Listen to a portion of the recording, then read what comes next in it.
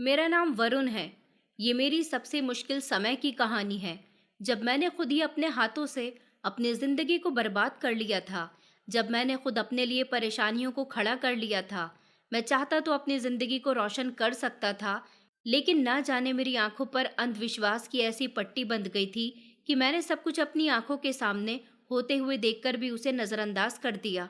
और आज मैं अपनी गलतियों की सज़ा भुगत रहा हूँ, क्योंकि मैंने अपनी पत्नी की बातों में आकर अपनी माँ को ही धक्के मारकर घर से निकाल दिया था। वो रोती रहीं, मेरे आगे हाथ जोड़ती रहीं, कहती रहीं कि बेटा, मुझे घर से मत निकालो, तुम्हारे अलावा मेरे इस दुनिया में कोई नहीं है। मैं कहाँ जाऊंगी? इस उम्र में मुझे कौन सहारा देगा बेटा? मेरे साथ ऐसा मत करो। मगर मुझे उनके रोने पर भी कोई तरस नहीं आया था, और ना ही उनकी रिक्वेस्ट का मुझ पर कोई असर हुआ था। मैंने बड़ी बेरहम और बेदर्दी से अपनी माँ को घर से निकाल दिया था। वो घर से निकल जाने के बाद दर दर की ठोकरें खा रही थी। कभी फुटपाथ पर सो रही थी, तो कभी सड़कों पर टहल रही थी। अपना पेट भरने के लिए मजबूरन उन्होंने लोगों से भीख मांगना शुरू कर दिया था। मुझे अपनी माँ की कंडीशन के बारे में सब कुछ पता था। सब कुछ जानते हुए भी मैंने अपनी माँ से मुंह मोड़ लिया था। मैं उन्हें भीख मांगते हुए देखता तो अपना चेहरा पलट लिया करता था। मुझे अपनी माँ की ऐसी हालत से कोई फर्क नहीं पड़ा था। वो मेरी माँ थी, उन्होंने मुझे जन्म दिया था। सारी जिंदगी उसने मेरी परवरिश की थी, लेकिन ना जाने क्यों उसकी ऐसी हालत देखकर मुझे बिल्कुल भी तकलीफ महसूस नहीं हुई थी। उसके कुछ दिनों के बाद ही मेरी पत्नी मेरा सब कुछ लेकर भाग गई थी। मुझे पता चला कि वो किसी लड़के के साथ फरार हो गई। वो उसका आशिक लगता था।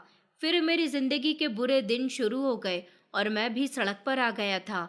मुझे तो एक वक्त का खाना भी नसीब नहीं हो रहा था। मैं पूरी तरह से लाचार और मोहताज हो गया था। मैं रो रो कर अपनी माँ को याद किया करता था, अपने पापों की माफ़ी मांगता था, लेकिन अब बहुत देर हो चुकी थी। एक दिन अचानक एक बड़ी सी लैंड क्रूज मेरे पास आकर रुकी, और उसमें से ड्राइवर उतरकर सरसर कहता हुआ उतरा और मुझे खाना खिलाने लगा। जैसे ही मैंने ड्राइवर के पीछे खड़ी औरत को देखा, तो मेरे पैरों तले से जमीन निकल गई थी। उस औरत की हालत देखकर मेरे होश उड़ गए थे। आज मौसम काफी खुशगवार था, लेकिन मैं अपनी जिंदगी की उलझन में इस कदर खोया हुआ था कि आज भी मैं अपने घर में बैठा हुआ इस बात का इंतजार कर रहा था कि कोई मुझे खाना खिला दे। मेरे दिन बहुत बुरे गुजर रहे थे, शायद ऐसे जैसे सड़क पर फिरते हुए आवारा कुत्तों के गुजरते हैं। मेरी जिंदगी ने ऐसा पलटा खाया कि एक एक वक्त की रोटी के लिए भी मैं तरस गया था। मैं लोगों का मुंह देखता रहता था कि वो बाजार से खाना खरीद कर खाते हैं, और मैं सिर्फ उनको देख सकता था। मैं उनको तरस भरी नजरों से देखता रहता था। मेरी हैसियत अब इतनी भी नहीं रही थी कि मैं एक वक्त का खाना भी खा सकूं। मैंने कभी नहीं सोचा था कि मेरे साथ ये सब कुछ भी होगा। मैं अपनी जिंदगी में बहुत खुश था। मैं अपनी जिंदगी पर और अपनी पोस्ट पर गर्व और घमंड किया करता था। आज मैं हर चीज का मोहताज हो गया था। आज पल पल का अकेलापन मुझे काट रहा था। मुझे ऐसा लगता था जैसे इस भरी हुई दुनिया में भी मेरा अपना कोई नहीं है। सच में मेरा अपना कोई नहीं था, तभी तो मेरे बुरे समय में किसी ने मेरा साथ नहीं दिया। शायद ये सब कुछ मेरी अपनी गलतियों की वजह से ही हुआ था। शायद ऊपर वाले ने मुझे मेरे किए की सजा दी थी। अकेलेपन से कई गुना ज्यादा जरूरी मेरे लिए मेरा खाली पेट था, जो बार बार मुझे जिंदगी को खत्म करने पर मजबूर करने की कोशिश करता था। पिछले 2 दिन से मैंने कुछ नहीं खाया था। मुझे बहुत तेज की भूख लग रही थी। बस मन कर रहा था कि मुझे कुछ भी खाने को मिल जाए। आज मेरी हिम्मत जवाब दे गई थी। शरीर बिल्कुल कमजोर हो गया था। ऐसा लग रहा था जैसे खाना ना मिलने की वजह से ब्लड प्रेशर डाउन हो रहा था। मेरी बर्दाश्त की हद खत्म हो रही थी। मैं रो रो कर थक चुका था। मैं जानता था कि मेरी यह हालत किसी वजह से हुई है। हर चीज का मुझे बहुत अच्छे से पता था। फिर भी मैं ये नहीं जानता था कि आने वाले समय में मेरा अंजाम कैसा होगा। फिर भी पहले मैंने अपने अंजाम के बारे में नहीं सोचा, लेकिन अब जब मुझे मेरे कर्मों की सजा मिल रही है, तो मैं अपने सारे गुनाहों पर शिद्दत से शर्मिंदा था। मैं नहीं जानता था कि मेरे ये बुरे कर्म मुझे कहाँ लाकर खड़ा कर देंगे। काफी देर तक मेरी आंखों में नमी रहने के बाद सारा नजारा मुझे धुंधला धुंधला सा लगने लगा था, और वही घर जो कभी मेरा हुआ करता था, मेरे रहने का सहारा हुआ करता था, आज वही घर मुझे काट खाने को दौड़ने लगा था। घबराकर मैं अपनी जगह से खड़ा हो गया था और खुली हवा में सांस लेने के लिए बाहर की तरफ दौड़ पड़ा था। मैं नहीं जानता था कि बाहर जाकर मेरी मुलाकात एक ऐसे इंसान से होने वाली है जिसे मैं टकटकी बांधकर लगातार देखता रहूंगा और जिसे देखने के बाद मेरा मुंह हैरानी से खुला का खुला रह जाएगा। मैं बहुत हैरानी और घबराहट का शिकार हो गया था। परेशानी की वजह से मैं वहां से भाग आया था। मैं नहीं जानता था कि मेरी मंजिल कहाँ है, क्या है। जो कुछ मैंने अपनी जिंदगी में किया था, उसके बाद मैं ऊपर वाले से ये उम्मीद कैसे कर सकता हूँ कि वो मेरे लिए खाने के दरवाजे खोल दे और मुझे मेरी गलतियों के लिए माफ कर दे। मेरी गलतियां इतनी बड़ी थी, इतनी ज्यादा बड़ी थी कि मैं ऊपर वाले से भी नजर मिलाने के काबिल भी नहीं रहा था। लेकिन शायद ऊपर वाले को मुझ पर रहम आ ही गया था। मेरी सजा शायद पूरी हो गई थी। वैसे तो मेरे लिए बड़ी से बड़ी सजा भी कम थी, लेकिन मैं अपनी गलतियों पर बहुत शर्मिंदा था। और वक्त पर अगर इंसान अपनी गलतियों की माफी मांग ले तो शायद उसकी जिंदगी संवर जाती है। मगर मैंने तो अपना काफी सारा कीमती समय निकाल दिया था। मुझे अपनी मम्मी बहुत ज्यादा याद आने लगी थी। मैं उनको दिन रात याद किया करता था। मम्मी के जाने के बाद मेरी बेवफा पत्नी थी जो मुझे छोड़कर किसी और के साथ भाग जाने के लिए तैयार हो गई थी। लेकिन कभी कभी मुझे मेरी पत्नी अपनी जगह ठीक भी लगती थी। ऊपर वाले ने तो उसे सबक सिखाने के लिए मेरी जिंदगी में भेजा था, लेकिन मैंने उसे सबक सिखाने के बजाय अपनी माँ को ही सबक सिखा दिया था। अपनी वो माँ जिसने मुझे जन्म दिया था, पिताजी के जाने के बाद जिसने मुझे सहारा दिया था, मेरी परवरिश की थी, मेरा ख्याल रखा था। मैं उसकी सारी अच्छाइयों को और उसके सारे कर्मों को भूल गया था।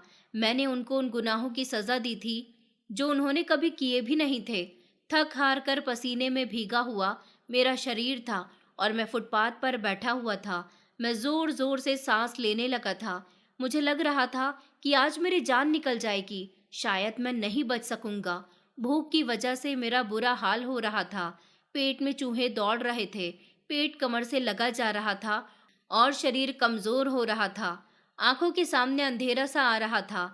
ऐसा लग रहा था जैसे मैं कई दिनों से भूखा हूँ, जबकि मैंने परसों ही तो बर्गर खाया था, कोल्ड ड्रिंक पी थी, लस्सी पी थी, राजमा के साथ फ्राइड राइस खाए थे।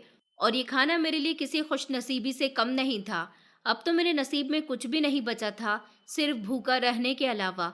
मैं तो अपना पेट भरने के लिए खाने का मोहताज हो गया था। ऐसे में अगर मुझे खाना भी मिल जाता तो मेरे लिए बहुत बड़ी बात थी। घर आकर मेरे सब्र के बांध टूट रहे थे। मैं खुद सोच रहा था। बदन मेरा चूर चूर हो रहा था। पूरे शरीर में एक अजीब सी हलचल थी। गधा मजदूरी करने के बाद भी जब हाथों में 100 रुपए आए और तब भी खाना देने वाला कोई इंसान न हो तो कैसा महसूस होता है, ये आज मुझे बहुत अच्छे से महसूस हो रहा था। कोई मेरा ख्याल रखने वाला नहीं था, कोई मुझसे बातचीत करने वाला नहीं था, कोई मेरी हालत को समझने वाला नहीं था। थक हार कर मैंने अपने आप को वहीं फुटपाथ पर खत्म होते देखा था। मुझे ऐसा लग रहा था कि आज मेरी आखिरी सांसें चल रही हैं और मैं दुनिया में तो बर्बाद हो ही गया था, बल्कि ऊपर वाले को मुंह दिखाने के लायक भी नहीं रहा था।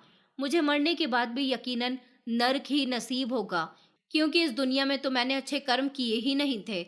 ये सोच मेरे दिमाग में आते ही मेरा दिल जोर जोर से धड़कने लगा था और मैं अपनी बंद होती हुई आंखों को बार बार खोलने की कोशिश कर रहा था कि काश कोई मदद आ जाए, कोई मेरा ख्याल रखने वाला आ जाए, मेरी मम्मी वापस आ जाए। फिर ऊपर वाले की तरफ से मेरे लिए एक ऐसी मदद आई जिसका नज़ारा अपनी आंखों के सामने देखकर मैं दंग रह गया था। मैं वो भयानक समय कभी नहीं भूल सकता था जब एक लैंड क्रूजर दौड़ती हुई मेरे बिल्कुल करीब आ गई थी।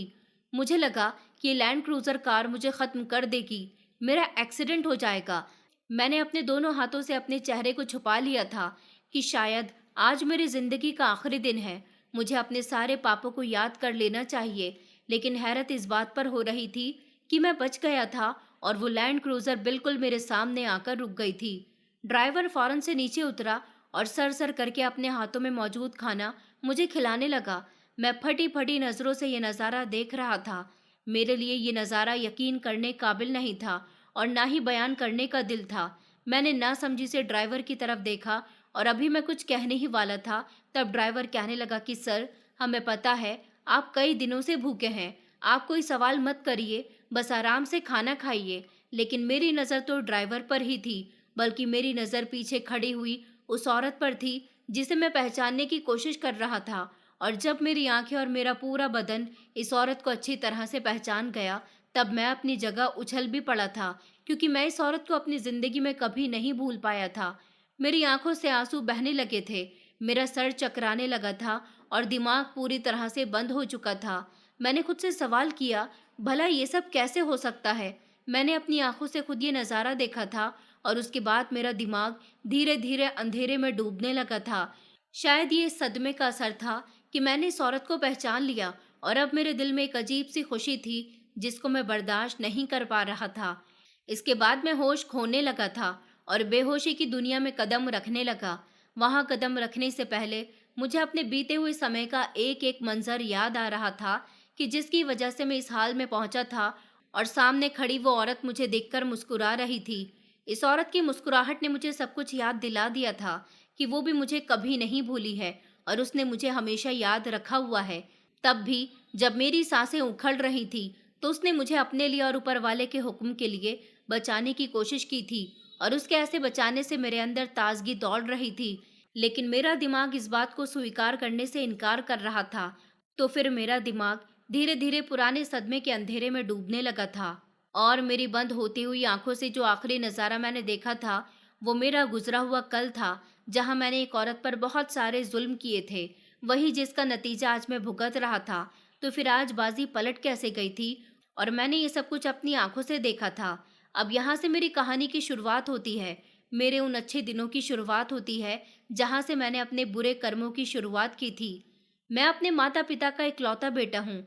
मुझसे बड़ी मेरी दो बहनें हैं। मैं अपने माता पिता के लिए उनका इकलौता सहारा था, इसलिए मैं अपने माता पिता की आंखों का तारा हुआ करता था। ऐसा नहीं था कि उन्होंने मेरी दोनों बहनों को लाड प्यार नहीं दिया था, वो उनसे भी बराबर का प्यार किया करते थे। लेकिन मेरी दोनों बहनों की प्रार्थनाओं का नतीजा था कि मैंने जन्म लिया तो मेरे माता पिता की जैसे दुनिया ही पूरी हो गई थी। इससे पहले मेरी मम्मी और पिताजी को दुनिया ताने दे देकर थक चुकी थी कि तुम दोनों का तो नामो निशान खत्म हो जाएगा, तुम लोग मर जाओगे, तुम्हारा परिवार आगे कैसे बढ़ेगा, तुम्हारे बुढ़ापे में कोई सहारा नहीं होगा, तुम्हें सहारा कौन देगा। बेटा होता तो शायद तुम्हारे आने वाले कल को बेहतर बना देता। बेटियों की क्या है, बेटियां तो एक दिन विदा होकर अपने ससुराल चली जाएंगी, लेकिन हमेशा साथ तो बेटा ही रहता है। ये बातें मुझे बड़ी बहनें बताया करती थी और मैं उनकी बातों पर हंस पड़ता था।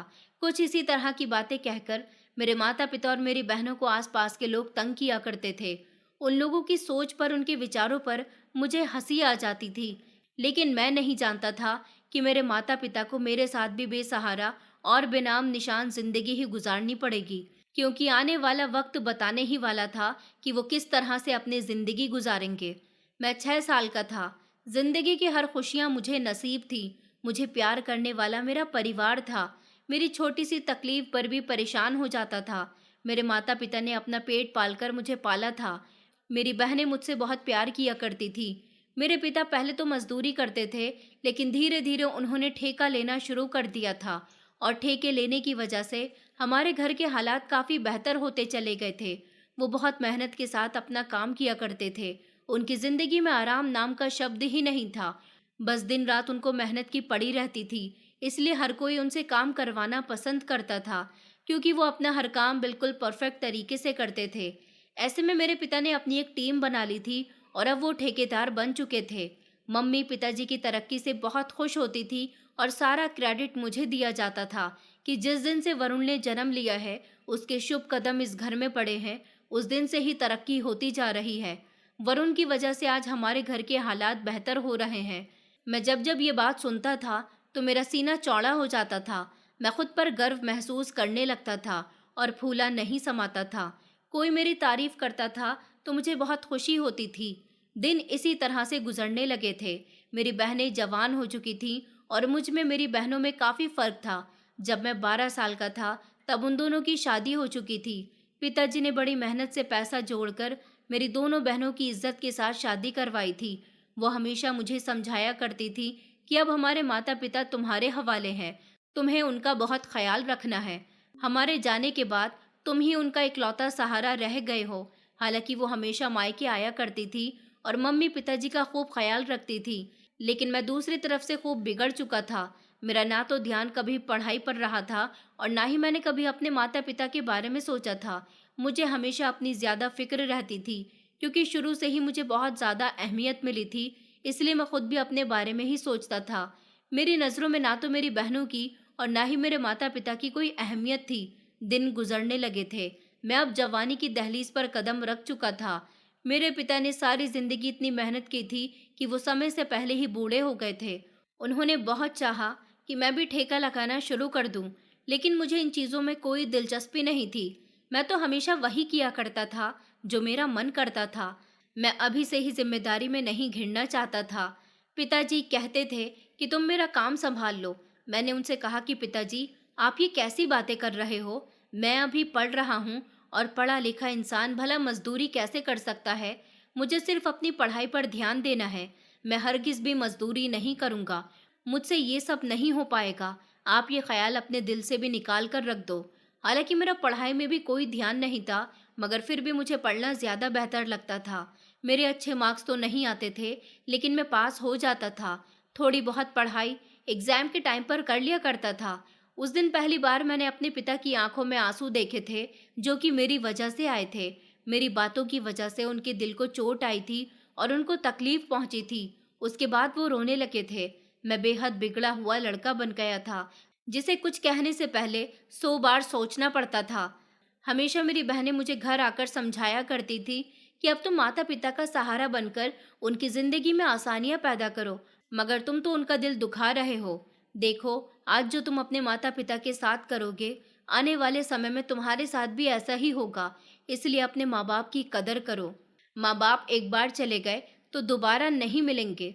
पिताजी अगर ऐसा ही चाहते हैं कि तुम मजदूरी करो, तो फिर तुम्हें उनकी ख्वाहिश पूरी करने के लिए जो करना पड़े वो तुम करो। पढ़ लिख कर तुम्हें नौकरी मिल जाएगी तो ये सारी चीज़ें छोड़ देना, लेकिन घर में आमदनी का सिलसिला तो जारी रहेगा। तुम अपनी पढ़ाई भी जारी रखो और काम भी, क्योंकि तुम कमाओगे तो उससे तुम्हारा भी पेट भरेगा। पिताजी अब बूढ़े हो चुके हैं, वो अब काम नहीं कर सकते। मुझे अपनी बहनों की बातों का कोई असर नहीं होता था और ना ही मुझे रहम आता था। मैंने अपने पिता को ये कहकर इनकार कर दिया था कि पिताजी, जब तक आप जिंदा हैं, आपकी जान में जान है, आप काम करते रहिए। मैं पढ़ लिख कर फिर सारे घर के खर्च उठा लूंगा ना, इसमें कौन सी इतनी बड़ी बात है। मैंने तो अक्सर बूढ़े लोगों को काम करते देखा है, जो इतनी ज्यादा उम्र में भी काम करते रहते हैं।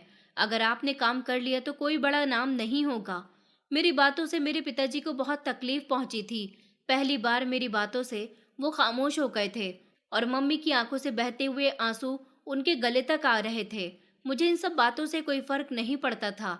मैंने पढ़ाई पूरी कर ली थी और इसके बाद भी काफी महीने तक मैंने नौकरी की तलाश नहीं की थी। पिताजी जब मुझे नौकरी की तलाश करने पर जोर दिया करते थे, तो मैं उन पर चिल्लाने लगता था, उनसे झगड़ा करने लग जाता था। कहता था कि अभी तो पढ़ाई से फ्री हुआ हूँ, थोड़ा तो आराम करने दो। आप लोगों का बस नहीं चलता कि आप लोग मुझे हर समय किसी न किसी काम में लगाए रखो। पिताजी इस समय काफी बीमार रहने लगे थे, लेकिन मुझे इस बात का एहसास बिल्कुल भी नहीं था। अपने अंतिम समय में उन्होंने मुझे अपने पास बुलाकर नसीहत दी थी कि बेटा, आवारागर्दी और सुस्ती कभी तुम्हारे काम नहीं आएगी। अपना ख्याल रखो, अपनी माँ का ख्याल रखो। भले ही मुझे छोड़ दो, क्योंकि मैं किसी गिनती में नहीं आता, लेकिन अपना ख्याल रखने के साथ साथ अपनी माँ का भी ख्याल रखो। मुझे पता है अब मैं जिंदा नहीं रहूंगा। तुम्हारी बहनों की शादी तो मैं कर चुका हूँ, लेकिन तुम्हारी माँ को तुम्हारे पास छोड़कर जा रहा हूँ। अपनी माँ को कोई तकलीफ मत देना। मैंने रातों को उठ उठकर तुम्हारी माँ को प्रार्थना करते हुए देखा है, सिर्फ तुम्हारे लिए। वो तुमसे बहुत मोहब्बत करती है, उसे कभी तकलीफ मत देना। हमेशा उसकी इज्जत करना, हमेशा उसे मोहब्बत देना, बल्कि हमेशा उसका ख्याल भी रखना। इतना कहकर पिताजी ने अपनी आंखें बंद कर ली थी। मैंने खुद अपनी आंखों से अपने पिताजी के शरीर से जान निकलती हुई देखी थी। मैं अपनी जगह हैरान रह गया था। क्या जिंदगी इतनी नाकाबिले यकीन भी होती है? अभी तक तो वो मुझसे बातें कर रहे थे, अभी तक तो वो मुझसे मम्मी का ख्याल रखने की नसीहत दे रहे थे, लेकिन इतनी जल्दी वो मुझे छोड़कर कैसे जा सकते थे? मुझे हैरानी हुई थी, सदमा हुआ था, और इसी सदमे में कई दिन गुजर चुके थे। मेरी मम्मी विधवा हो चुकी थी। उन्होंने सफ़ेद साड़ी धारण कर ली थी, श्रृंगार खत्म कर दिया था। बहनें अपने घर की थीं। कुछ दिनों के बाद वो भी अपनी ससुराल वापस चली गईं। घर की सारी जिम्मेदारी का बोझ मुझ पर आ गया। सच कहूँ तो सिर्फ मेरी माँ का बोझ ही मुझ पर आया था। जैसे तैसे मुझे नौकरी भी मिल गई थी, जिसकी सैलरी सिर्फ 12,000 रुपये थी। पिताजी ने मम्मी को इतने अच्छे हालातों में रखा हुआ था कि 12,000 रुपये में तो वो घर के खर्चों में से ही बचा लिया करती थी। अब बचत ही अगर खर्चा बन जाए तो फिर क्या हाल होगा घर का। मम्मी अच्छी तरह से जान गई थी। उन्होंने मुझे हौसला दिया था और कहा था कि बेटा सब्र करो, तुम्हारी सैलरी में मैं जैसे तैसे एडजस्ट कर ही लूंगी, तुम्हें परेशान होने की ज़रूरत नहीं है। मम्मी ने घर में ही सिलाई कढ़ाई का काम शुरू कर दिया था। वो लगभग 55 साल की उम्र की थी, तजुर्बेकार थी और सारे काम अच्छे से जानती थी। मेरी उम्र उस समय 24 साल थी। मुझे अपनी माँ की विधवा होने की कोई फिक्र नहीं थी। मैंने अपने मोहल्ले की एक लड़की को पसंद कर लिया था। उसकी फैमिली हमारे मोहल्ले में नई नई रहने के लिए आई थी। वो लड़की बहुत चालाक और तेज थी। उसने मुझे देखते ही पहचान लिया था कि मेरे पास इतना बड़ा घर मौजूद है। अगर मैं इससे मोहब्बत करने लग जाऊं तो फिर ये घर मैं उसके नाम कर दूंगा। मैंने उसको साफ साफ शब्दों में बता दिया था कि मैं सिर्फ 12,000 रुपये महीने की सैलरी कमाता हूँ। उसने मेरी तरफ मुस्कुराकर देखा और अपनी मोहब्बत का यकीन दिलाते हुए कहा कि मैं तुम्हारे साथ इन 12,000 रुपये में भी गुजारा कर लूंगी। मैंने आपको इसलिए पसंद किया है क्योंकि आप मुझे अच्छे लगते हो और आपके घर में ज़्यादा लोग भी नहीं हैं। सिर्फ तुम्हारी एक बूढ़ी माँ है जिसका मैं हमेशा ख्याल रखूंगी। अगर तुम मुझसे शादी करना चाहो तो कर सकते हो। मैं तुम्हारे लिए बिल्कुल परफेक्ट हूँ। मैं सिंपल शादी में भी तुम्हारे घर आ जाऊंगी। मुझे उसकी इतनी जल्दबाजी समझ नहीं आई थी, लेकिन मैं उससे मोहब्बत करने लगा था तो उसके परिवार के कुछ लोगों पर मेरी नज़र ही नहीं गई थी। वो लगभग 5 बहनें थीं और शायद हर बहन को उसकी माँ ने खुली छूट दे रखी थी कि वो जिसे चाहे अपने प्यार के जाल में फंसा ले और अपनी जिंदगी में शामिल कर ले। उस लड़की का नाम भावना था। भावना अपनी सारी बहनों में बड़ी थी और उसका मिशन मेरे साथ जिंदगी गुजर बसर करना था। वो मुझसे उम्र में भी 3 साल बड़ी थी। मुझ पर मोहब्बत का भूत सवार था, इसलिए मुझे ये सब कुछ नजर नहीं आया था। एक दो बार हमारे घर पर भी वो आई थी। मम्मी से बातचीत करने की कोशिश की थी, पर मम्मी ने मुझे अपने पास बिठाकर बहुत प्यार से समझाया था, कहा था और सावधान भी कर दिया था कि बेटा, ये लड़की बहुत तेज है, तुम इससे दूर रहना, इसके बिल्कुल भी करीब मत जाना, इससे बात मत करना और शादी का तो नाम भी मत लेना। ये सभी बहनें ऐसी हैं, बिगड़ी हुई। पूरा मोहल्ला इनके बारे में बातें करता है। मैं मम्मी को देखता रह गया था और पहली बार मैंने मम्मी के सामने बदतमीजी की थी। मैंने कहा था कि खुद तो विधवा हो गई हो, लेकिन मुझे भी मेरी जिंदगी में खुश नहीं रहने देना चाहती। मैं तो भावना से ही शादी करूंगा। मुझे वही पसंद है और मैं उससे मोहब्बत करता हूँ। वो मेरी पहली और आखिरी मोहब्बत है। वो अगर हमारे घर में आ जाती है आपके हालचाल पूछने के लिए, तो आखिर इसमें दिक्कत ही क्या है? तो क्या वो चालाक हो गई? वो तो आपसे बात करने के लिए यहाँ पर आ जाती है और आप उसकी बुराइयां कर रही हो, उसे धुतकार रही हो। वो भी मुझसे मोहब्बत करती है, इसलिए आपका ध्यान रखने के लिए भी हमेशा आपके पास आ जाती है। पर अब मैंने फैसला कर लिया है कि मैं शादी करूंगा तो सिर्फ इसी से ही करूंगा, इसके अलावा किसी और से बिल्कुल भी नहीं करूंगा। मेरी बात सुनकर मम्मी को बहुत हैरानी हुई थी, साथ ही वो खामोश भी हो गई थी। उन्होंने मेरी दोनों बहनों को घर बुलाया था और उनको पूरी बात बताई थी। उन दोनों ने भी मुझे बहुत समझाया था, लेकिन कहते हैं ना कि जब मोहब्बत का भूत सर पर सवार हो तो सारी दुनिया दुश्मन नजर आने लगती है। मेरे साथ भी इस समय यही हुआ था। खुशकिस्मती से मुझे पसंद के मुताबिक ही नौकरी मिल गई थी और जहां 12,000 रुपये सैलरी थी, वो अब 40,000 रुपये तक पहुंच गई थी। ऐसे में मुझे खुद पर और ज्यादा गर्व महसूस होने लगा था। मैंने मम्मी से साफ कह दिया था कि मैं अब अपना और अपनी पत्नी का खर्चा खुद उठा सकता हूँ। अगर आप मेरी शादी सिंपल तरीके से कर दोगी तो ठीक है, वरना मैं खुद जाकर उसके साथ कोर्ट मैरिज के लिए उसे राजी कर लूंगा। मेरी मम्मी बदनामी होने से बहुत डरती थी। वो नहीं सुनना चाहती थी कि कोई उनसे कहे कि तुम्हारे बेटे ने किसी लड़की को भगाकर उसके साथ शादी कर ली है। इसलिए मम्मी ने मुझे इजाजत दे दी थी और वो खुद ही इज्जत के साथ भावना के घर रिश्ता लेकर गई थी। जहां उनके ढंग, आदत और तौर तरीके को देखकर मम्मी को बहुत ज्यादा तकलीफ हुई थी। मेरी मम्मी बहुत समझदार औरत थी, हर काम बहुत तरीके और सलीके से करना जानती थी, जबकि भावना एक नंबर की हरामखोर और कामचोर लड़की थी जिसे कुछ भी नहीं आता था। पर मम्मी ने मेरी जिद के आगे अपने दिल पर पत्थर रख लिया था। शादी होते ही मैंने अपनी मम्मी से ऐसी आंखें फेर ली थी कि वो मुझे देखकर हैरान रह गई थी। मम्मी भी सिलाई कढ़ाई करके अपना गुजारा कर रही थी। मैं पूरे के पूरे 40,000 रुपये अपनी पत्नी के हाथ में रख रहा था। वो सच में एक तेज लड़की थी। उसने मम्मी को शादी के कुछ दिनों बाद से ही साइड पर लगाना शुरू कर दिया था और साफ साफ कह दिया था कि अब मैं इस घर की मालकिन हूँ। आपकी हुकूमत के दिन गुजर गए। इसीलिए कोशिश भी मत करना कि मेरे पति को अपने काबू में करने की। ये मेरा घर है और वो मेरा पति है। मैं उसकी कमाई पर हक रखती हूँ, उसकी हर चीज़ पर मेरा हक है। अपने पति की कमाई पर अपना हक जताया, वही काफ़ी है। और वैसे भी बेटे की कमाई पर उसकी पत्नी का ही हक होता है। मम्मी ने उसकी ये बात खामोशी से बर्दाश्त कर ली थी। उन्होंने किसी से कुछ नहीं कहा था और अपनी मेहनत जारी रखी। वो अपना सारा खर्चा अपनी सिलाई कढ़ाई से ही पूरा किया करती थी। कभी कभी मुझे मम्मी की हालत पर रहम भी आ जाता था, तो मैं कुछ पैसे बचाकर उनके हाथ पर रख दिया करता था। तब वो रोने लग जाती थी, लेकिन उन्होंने अपने मुंह से कभी कोई शिकायत नहीं की थी। धीरे धीरे मेरी मम्मी और मेरी पत्नी के बीच झगड़े बढ़ने लगे थे। मेरी पत्नी मेरी मम्मी का वजूद किसी तौर पर भी बर्दाश्त नहीं कर पा रही थी, लेकिन इस समय मेरी आंखों पर मेरी पत्नी की पट्टी बंधी हुई थी। इसलिए मैंने हमेशा अपनी मम्मी को ही कसूरवार ठहराया था। मुझे अपनी पत्नी सही लगती थी और मम्मी गलत। अभी मैं अपनी पत्नी की गलती एक्सेप्ट नहीं करता था। शादी को 1 महीना ही हुआ था कि मेरी पत्नी ने शोर मचाना शुरू कर दिया था कि उसकी अलमारी से उसके जेवर गायब हो गए। मैंने तो पहली बार उसे डांटा था कि तुम मेरी मम्मी पर इल्ज़ाम नहीं लगा सकती। उन्होंने सारी ज़िंदगी इज्जत से गुजारी है, वो भला क्यों चोरी करेंगी। लेकिन वो ज़िद पर आ गई थी कि तुम्हारी माँ के कमरे की तलाशी ली जाए। अगर वहाँ से मेरे जेवर निकल आते हैं तो इसका मतलब यही है कि मैं सच्ची हूँ और यही सच है कि तुम्हारी मम्मी चोर है। उस दिन मुझे अपनी मम्मी पर बहुत रहम आया था। वो अपने दोनों हाथ जोड़कर मेरे आगे गिड़गिड़ा रही थी, रो रही थी, कह रही थी कि बेटा, मैं चोर नहीं हूँ, तुम्हारी पत्नी ने मुझे खुद चोर बनाया है। मैंने खुद अपनी आंखों से देखा है कि उसने सारे जेवर उठाकर मेरी अलमारी में रखकर ये हंगामा किया है ताकि तुम मुझे घर से निकाल दो। अब फैसला तुम्हारे हाथ में है। मम्मी ने ये बात मुझे पहले ही बता दी थी, इसलिए मैंने अपनी पत्नी के हंगामा करने पर उसे छूट नहीं दी थी, बल्कि अपनी पत्नी को ही डांट कर खामोश करवा दिया था और मम्मी की अलमारी से जेवर उठाकर अपनी पत्नी के हवाले कर दिए थे कि अपने जेवर की हिफाजत करना तुम्हारा काम है। अपनी चीज़ों की जिम्मेदारी खुद कबूल करो। आइंदा मेरी मम्मी पर इल्ज़ाम मत लगाना, वो ऐसी नहीं है। मैंने उसे पहली बार जिंदगी में डांटा था। उसने मेरी इस बात को मम्मी से दुश्मनी में बदल कर रख दिया था। उसका अब यही मिशन हो गया था कि किसी भी तरह वो मेरी मम्मी को घर से बाहर निकालने में कामयाब हो जाए और उनको रोड पर खड़ा कर दे और फिर हमेशा हमेशा के लिए खुद घर की मालकिन बन जाए। उसकी सारी बहनें और माँ भी हमारे घर बहुत आती जाती थी।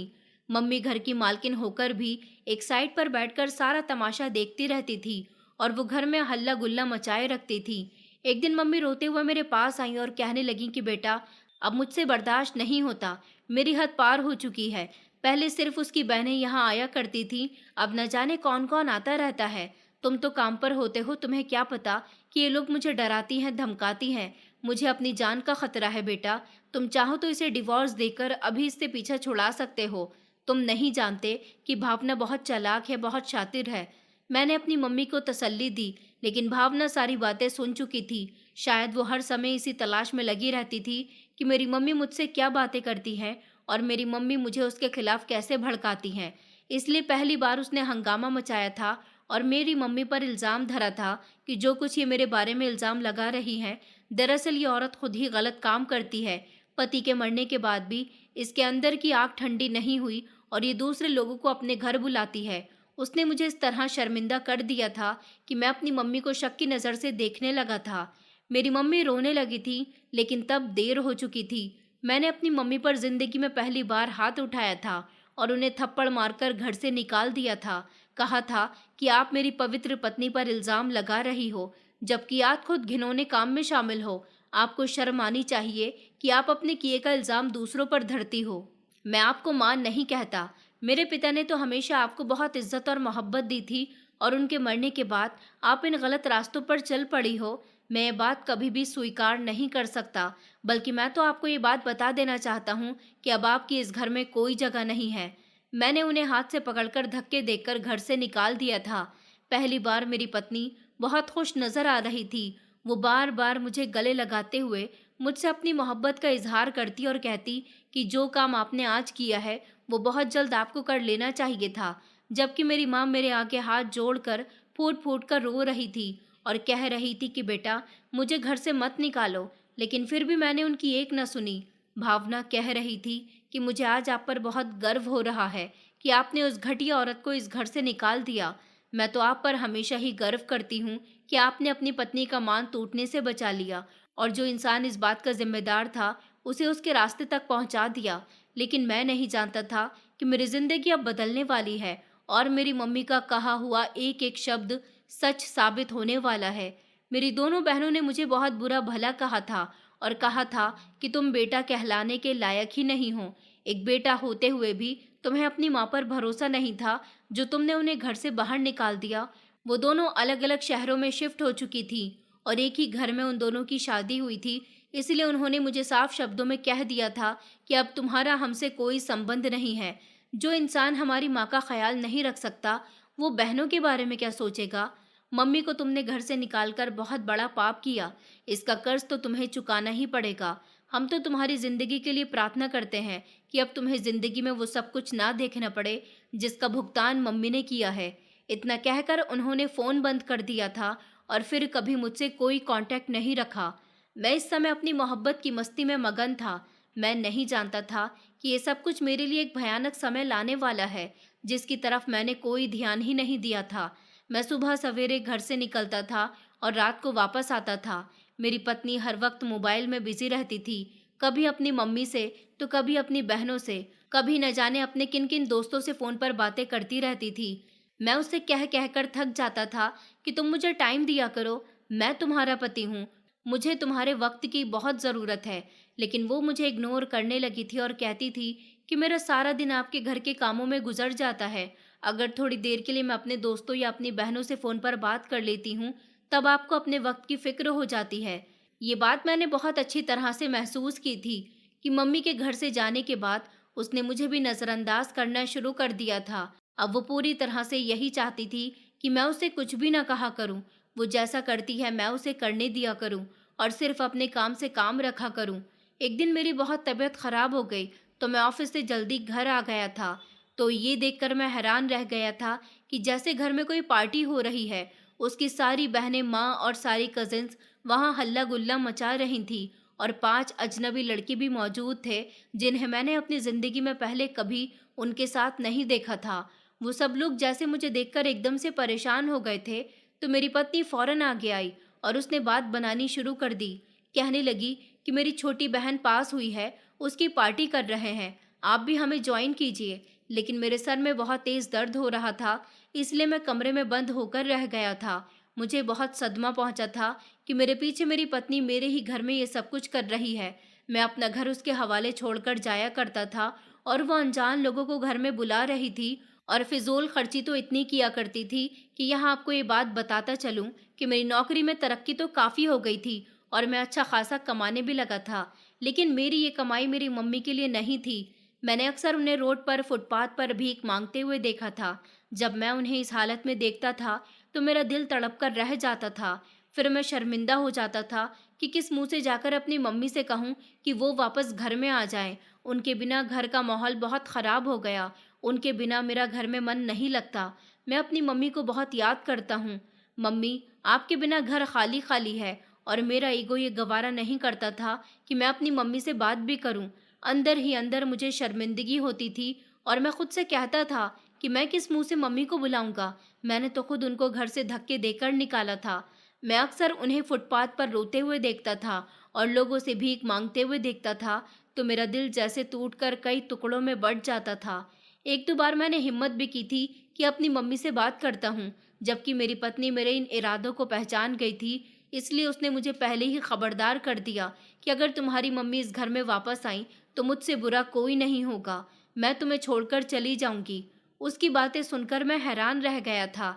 मेरी कोई औलाद भी नहीं थी। शादी को 2 साल होने वाले थे और शादी के 1 साल बाद ही तो मैंने अपनी मम्मी को घर से निकाल दिया था।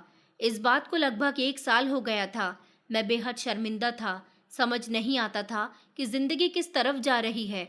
धीरे धीरे मुझे अपने काम में लॉस होने लगा। मेरे पास से मेरी सारी जुड़ी हुई इनकम खत्म होने लगी। घर में लड़ाई झगड़े होने लगे। पैसों को लेकर मेरी पत्नी हमेशा मुझसे झगड़ा करती थी और कहती थी कि सारा पैसा तुम खुद रख लेते हो और मुझे फूटी कौड़ी भी नहीं देते। जबकि ऊपर वाला भी ये बात बहुत अच्छे से जानता था कि मैं अपना सारा पैसा लाकर उसी के हाथ में दिया करता था। मैं जब भी उससे हिसाब किताब मांगता था कि तुम इतने पैसों का क्या करती हो, तो वो कहती थी कि सारे पैसे घर में खर्च हो जाते हैं। महंगाई भी तो देखो ना आसमान छू रही है, जबकि हमारे तो बच्चे भी नहीं थे, सिर्फ हम दो पति पत्नी ही थे। अगर बच्चे होते और वो ये बात कहती तो मैं मान जाता। मुझे शक होने लगा कि कहीं वो मुझे धोखा तो नहीं दे रही। मैंने उसे अपनी कमाई से काफ़ी सारा सोना भी बनाकर दिया था और घर की हर चीज़ नई लेकर दी थी। जब मैं ऑफिस से घर वापस आया तो ये देखकर हैरान रह गया कि मेरे घर के दरवाजे पर ताला लगा हुआ था। मुझे कुछ समझ नहीं आया कि ये क्या हुआ है। मेरे पास घर की चाबी भी नहीं थी। चाबी हमेशा भावना के पास ही हुआ करती थी। घर का ताला तोड़कर जब मैं अंदर दाखिल हुआ तो पूरा घर खाली पड़ा हुआ था। मेरा सारा सामान कहाँ गया, सोना कहाँ गया, वो नकदी कहाँ गई जो मैंने बचत करके घर में रखी हुई थी। मैं धीरे धीरे हर कमरा तलाश करता जा रहा था, लेकिन वो कहीं भी मौजूद नहीं था। यहाँ तक कि कमरे से फर्नीचर भी उठा लिया गया था। पूरा घर यानी चार दीवारी खाली पड़ी हुई थी। किचन में कुछ बर्तनों का सामान मौजूद था, इसके अलावा बाहर एक एक चीज़ गायब थी। मैंने अपनी पत्नी को कई बार फ़ोन मिलाया, लेकिन उसने फ़ोन नहीं उठाया। तब मुझे किचन की दीवार पर एक कागज़ चिपका हुआ मिला, जिसमें लिखा हुआ था कि अब बहुत देर हो गई है वरुण, तुम मेरे हाथों से काफ़ी समय से बेवकूफ़ बनते आ रहे हो और अब मैं चालाकी से तुम्हारी ही कमाई के पैसे जोड़ जोड़ कर इतनी काबिल हो गई हूँ कि मैं खुद अपना घर खरीद सकूँ, चाहे किराए पर ही सही। तुम्हें तुम्हारी ये चार दीवारी मुबारक हो। हालांकि मैं तुम्हारे घर का सारा सामान ले जा रही हूँ, क्योंकि सारा सामान तो मेरा ही था ना, जिस पर मेरा ही नाम लिखा हुआ था।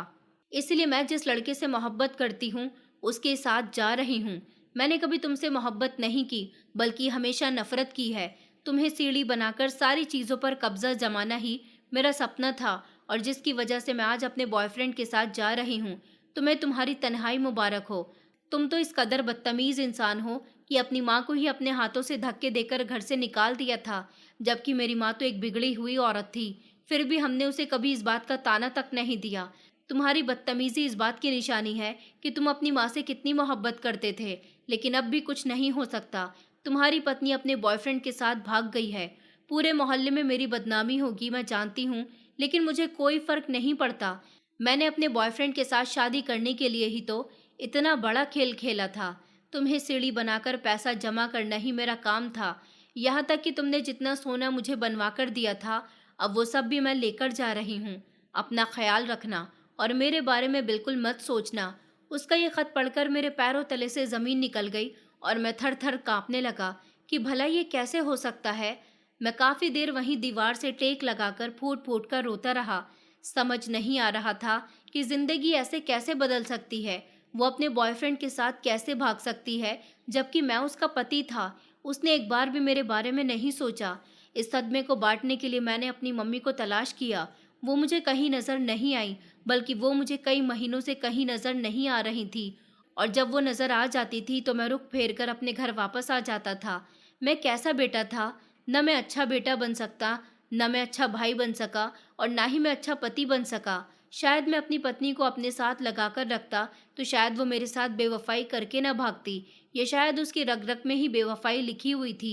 मैंने ही सब कुछ नज़रअंदाज किया था। मैंने ही उसे इतनी छूट दे रखी थी कि वो ये कदम उठा सके। मगर एक ऐसे बेवफा इंसान को कौन कब तक अपने साथ बांध कर रख सकता है।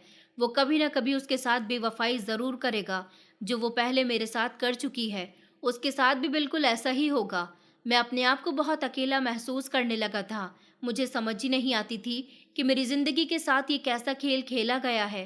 पूरा घर मुझे काट खाने को दौड़ता था। मैं दो वक्त की रोटी का भी मोहताज हो गया था। उसी टेंशन और परेशानी की वजह से ऑफिस वालों ने भी मेरी परफॉर्मेंस से मुझे रूठते हुए देखा, और उन्होंने मुझे साफ साफ शब्दों में कह दिया था कि 1 महीने के अंदर अगर आपकी परफॉर्मेंस बेहतर नहीं हुई तो आपको ये कंपनी छोड़कर जाना होगा। मैं उन्हें क्या बताता कि मेरी ज़िंदगी में एक और नई उलझन आ जाएगी तो कोई नई बात नहीं होगी। मैं अच्छी तरह जानता था कि मेरे उन पापों की सज़ा है जो मैंने खुद अपने हाथों से किए थे। मैंने खुद अपनी माँ को अपने हाथों से धक्के देकर घर से बाहर निकाला था। अब मेरे यही हाथ लाचार हो चुके थे और 2 वक्त की रोटी के लिए भी तरस गए थे, क्योंकि ऑफिस वालों ने जब मेरी परफॉर्मेंस को चेक किया तो 2 महीने तक की मेरी परफॉर्मेंस ठीक नहीं हुई थी। टेंशन की वजह से मैं अपने काम पर ध्यान नहीं दे पा रहा था। भूख प्यास से मेरा बुरा हाल होता था। फिर बहुत ही ज़्यादा ऑफिस में मेरी बुरी परफॉर्मेंस रही तो उन्होंने मुझे फ़ौरन से वार्निंग लेटर जारी कर दिया, जिसके बाद मुझे नौकरी छोड़कर जाना ही था। मैं अब अपनी चार दीवारी में कैद होकर रह गया। मुझे खाने के भी लाले पड़ गए थे।